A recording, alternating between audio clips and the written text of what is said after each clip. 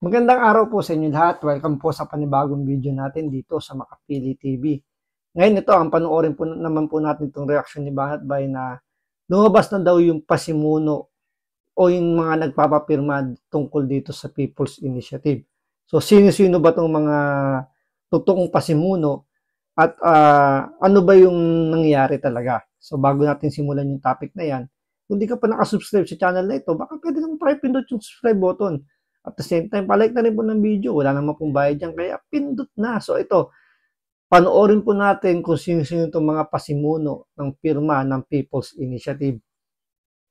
For the BI. Saan? Sino nag-craft ng draft? Si Congressman, or sorry, Attorney Garbin. Okay. Madam Chair, did we invite Attorney Garbin for this hearing? Attorney Garbin, because apparently... Yes, Attorney Garbin was invited. Pakinggan nyo kasi maganda iparinig dito yung konteksto ng pinag-uusapan nila. He actually attended the first hearing. Because parang lumalabas siya pala yung nag-craft nitong tanong. Well, he drafted it. Siya rin ba nagpa-imprenta? Kasi ang sabi niya noon, draft, talagang tumulong lang siya at saka nag-distribute. Wala siyang sinasabi kung sino Kasi siya ang nagpirma doon sa pinapapirmahan. Di umano, ha? imprenta. Di daw niya alam. Pagkaalam ko, wala siyang sinasabi doon kasi hindi niya alam. Sino nakakaalam sa pag-imprenta nito? Nalilito ako. Yan, nagturuan na. Attorney read to us on the operations po. Ayan. And for sure, when he appears, he will answer all the questions. Kasama ho sila sa grupo ni na Attorney Garbin po. Ayan, So, kailan ho kayo... Mr. Nate, kailan nyo nakilala si Congressman Garbin? Ayan. Si Garbin, Congressman Garbin, siya na ho yung ano. Tanong, kailan nyo nakilala? Importante ito. Tingnan nyo. Your Honor, I mentioned during the last hearing when Mr. Oñate engaged our firm to proceed with this project of a People's Initiative. I mentioned this also at that time with Attorney Garbin, who also happens to be our client. Wait, so, and he told us, kailan nga yung ang tinatanong? Ang sabi sagot niya, abogado, no? Ang tanong, kailan? that was December po, December. December, ang sagot niya. December daw sila nagkakilala nila Oñate at saka yung kanyang kliyente isa pa na congressman. Okay, December. Kumbaga parang December lang kayo nagsama-sama. Yes, and they worked fast. Sila po yung Napakabilis daw. Bilis kilos daw ito mga ito.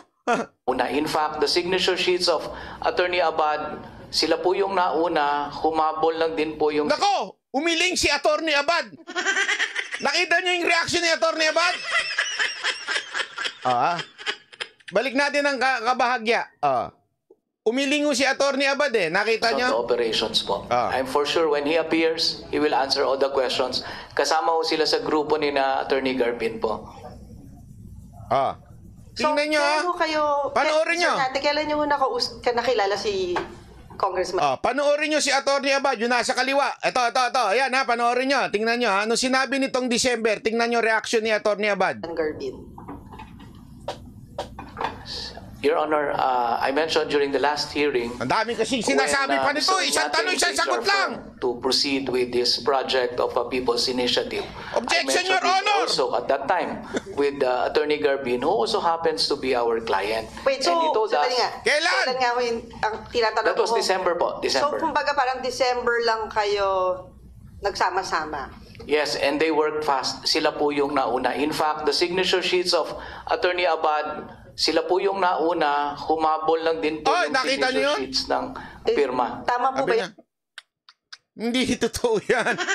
Umayos ka, mapapahamak tayo niya, panyero. Matinig talaga tong si Banat Bay sa mga body language. Nakita niya yun. Kung titignan mo nga naman, parang nabigla na parang nalaglag siya doon sa statement na ginawa ng kanyang kapanyero. Na parang wala sa script nila yung may sama siya pero binanggit yung pangalan niya. So parang siya yung magigisa rito. Attorney Abad, nauna yung grupo nyo, tapos sumunod lang si Pirma? No. They were already involved. Tinutulan niya. Hindi. Involved na sila nun. Hindi kami nauna. Involved na sila nun. Eh sabi nito December, hindi, nauna sila. Ano ka, ma'am, sandali lang. Oh, eto sagot niya. Kasasabi lang niya eh. Mag-usap-usap na kayong tatlo, Pwede ba apat dyan? magkasundo muna kayo Mag-usap sa muna kayo dates? para- Kasi linilito na ninyo kami eh. Oh. Yung signature sheets, nauna ako, yung pangalan ko. Oh.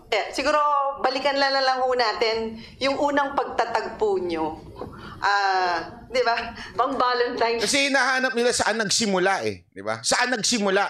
Oh, yan ang pinakapunot dulo dilo eh. Pang Valentine's Day, kasi parang meron kayong love affair dalawa. Kailan ho kayo unang nagkakilala? Sa November. So, November pa. So, hindi Nako, sabi naman ni Panyero, December, balik ka! Oh, napailing din itong isang abogado yung nasa kanan, sabi niya, Panyero, December, di ba usapan natin? Bakit naging November? Dali, ano? Alam mo, Panyero, dali lang, ipaliwanag ko lang sa iyo, ha? Huwag mong kakalimutan na napaka-importante ng date.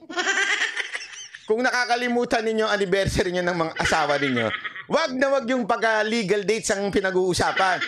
Yung anniversary ng asawa, okay lang makalimutan yan. Bigyan mo lang ng coach bag yung asawa mo. Okay na. Pero yung mga ganyang bagay, hindi mo pwedeng kalimutan yan. Tuloy natin. December. Hindi December. December, I met the speaker. And we also So, Leo, met bakit separate- napasok? Bakit si speaker na bigla? Akala ko hindi siya kasali. Ay, sorry. Ay, sorry. Dito makita yung nadulas siya. Kasi tinan niyo yung ngiti nung ito ni Atty. Abad. Nadulas siya eh. Nalaglag dito si speaker, nabanggit niya. So, yari siya kay Speaker Romualdez dahil binanggit yung pangalan niya. Di po ba? Grabe. Slip of the tongue. Sorry naman, sorry. Nabuking tuloy. Instead na sinabi lang niya kung kailan sila nagkakilala, nasabi niya ngayon kung kailan sila kung sino kasama niya. Nadulas. May kanta dyan eh. Nadulas si Judas.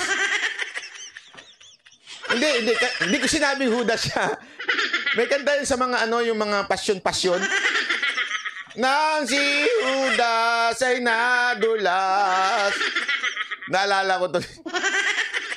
Anyway, pinag-usapan naman natin na INC. Naalala ko tuloy yung kanilang kadibating yung namatay po si Eli Soriano. Kasi ba nagpapabasa yun, di ba? Hindi naman pabasa. Iba yung sinasabi niya.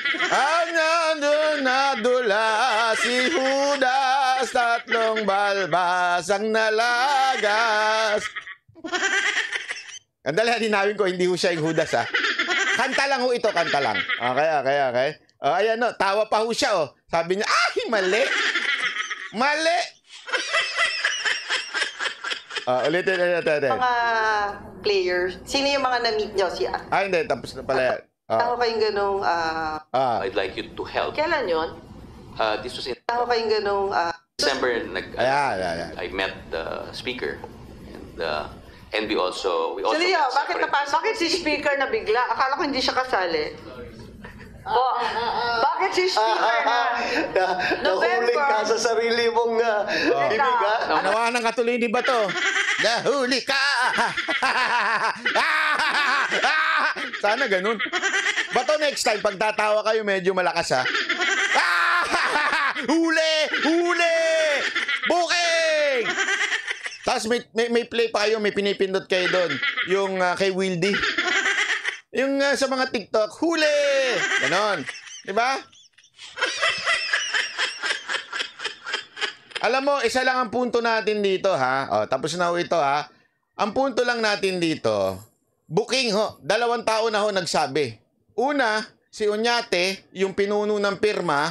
Pangalawa, itong mismong nandun sa signature nung Wala nadulas eh.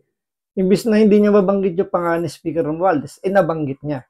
Kaya malamang yari ito kay Speaker Romualdez. papirmahan nila na they were with the speaker.